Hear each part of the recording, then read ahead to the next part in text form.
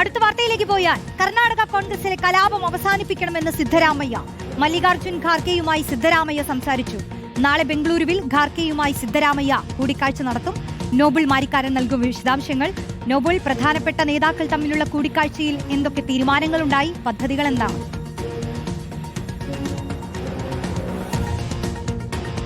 റോഷ്നി, കർണാടകയിലെ കോൺഗ്രസിൽ വലിയ തർക്കമാണ് തുടരുന്നത്. പ്രത്യേകിച്ച് മുഖ്യമന്ത്രി സ്ഥാനം വേണം എന്നാണ് DK ശിവകുമാറിന്റെ ആവശ്യം. 2.5 വർഷം കഴിയുമ്പോൾ മുഖ്യമന്ത്രി മാറ്റം ഉണ്ടാകാം എന്ന് ഹൈക്കമാൻഡ് ഈ സർക്കാർ രൂപീകരിച്ച ഘട്ടത്തിന് അറിയിച്ചു എന്നും പറയപ്പെടുന്നു. എന്താണെങ്കിലും ഇത്തരത്തിലൊരു സാഹചര്യം നിൽക്കുമ്പോൾ MLA മാർ അടക്കമുള്ളവർ പരസ്യ പ്രതികരണവുമായി രംഗത്തേക്ക്. പ്രത്യേകിച്ച് DK ശിവകുമാറിനെ അനുകൂലിക്കുന്ന MLA മാർ 10 പേർ ദില്ലിയിലേക്ക് എത്തിയിട്ടുണ്ട്. അവർ ദില്ലിയിലേക്ക് എത്തുമ്പോഴും ദില്ലിയിലേക്ക് പുറപ്പെടുമ്പോഴൊക്കെ പരസ്യ പ്രതികരണം നടത്തിയിരുന്നു.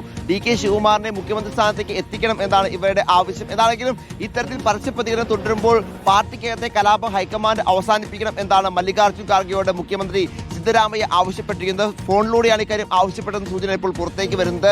നിലവിൽ MLA മാർ പരസ്യ പ്രതികരണം നടത്തുന്നത് അവസാനിപ്പിക്കണം എന്നുകൂടി എന്താണെങ്കിലും സിദ്ധരാമയ്യ ആവശ്യപ്പെടുന്നുണ്ട്. അതേസമയം DK ശിവകുമാർ വ്യക്തമാക്കുന്നത് ദില്ലിയിലേക്ക് പോയ MLA മാരെ തടയാൻ തനിക്ക് കഴിയില്ല. കാരണം MLA മാർക്ക് അവരുടേതായ അവകാശങ്ങളുണ്ട്. അവർക്ക് പാർട്ടി ഹൈക്കമാൻഡിനേക്കാളുള്ള അധികാരം ഉണ്ട്. അതോടൊപ്പം തന്നെ 140 MLA മാരും മുഖ്യമന്ത്രിമാരും മന്ത്രിമാരും ഒക്കെ ആകാൻ യോഗ്യരാണ്. അതുകൊണ്ട് അത്തരത്തിലുള്ള നീക്കങ്ങളെയും അഭിപ്രായം പറയാൻ താനില്ല എന്ന് DK ശിവകുമാർ പറയുന്നതാണെങ്കിലും 5 വർഷം മുഖ്യമന്ത്രി തുടരും എന്നാണ് സിദ്ധരാമയ്യ കഴിഞ്ഞ ദിവസം വ്യക്തമാക്കിയത്. സിദ്ധരാമയ്യയുടെ അക്കാര്യത്തിന് ആ നിലപാടിന് DK ശിവകുമാർ ആശംസ നൽകുകയും ചെയ്തിട്ടുണ്ട്. പക്ഷേ എങ്കിൽ പോലും സംസ്ഥാനത്ത് വലിയ പ്രതിസന്ധിയാണ് ഉണ്ടായിരിക്കുന്നത്. പ്രത്യേകിച്ച് 2.5 വർഷം സർക്കാർ പിന്നിടുന്ന പശ്ചാത്തലത്തിൽ മന്ത്രിസ്ഥാനം, മുഖ്യമന്ത്രി സ്ഥാനം തനിക്ക് വേണം എന്ന നിലപാട് DK ശിവകുമാറിനുമുണ്ട്. ഇത് പല ഘട്ടങ്ങളിൽ ഹൈക്കമാൻഡോട് ആവശ്യപ്പെടുന്നു. അതേസമയം ഇന്നിപ്പോൾ ദില്ലിയിൽ മല്ലികാർജുൻ ഖാർഗെയുമായി കൂടിക്കാഴ്ചയ്ക്ക് എത്തിയ 10 MLA മാർക്ക് ഖാർഗെ കൂടിക്കാഴ്ചയ്ക്ക് സമയം അനുവദിച്ചില്ല എന്ന് പ്രധാനപ്പെട്ടതാണ്. ദില്ലിയിൽ നിന്ന് വരുന്ന പ്രധാനപ്പെട്ട വാർത്ത എന്ന് പറയുന്നത് നിലവിൽ ഒരു സർക്കാർ, പ്രത്യേകിച്ച് നിലവിലൊരു മുഖ്യമന്ത്രി മാറ്റം ഹൈക്കമാൻഡ് അജണ്ടയിൽ ഇല്ല എന്നുള്ളതാണ്. സിദ്ധരാമയ്യ തന്നെ മുഖ്യമന്ത്രി തുടരട്ടെ നിലപാട് ഹൈക്കമാൻഡ് ഉണ്ട് എന്നറിയാൻ കഴിയുന്നു. പ്രധാനമായും സംസ്ഥാനത്ത് കർണാടകയിൽ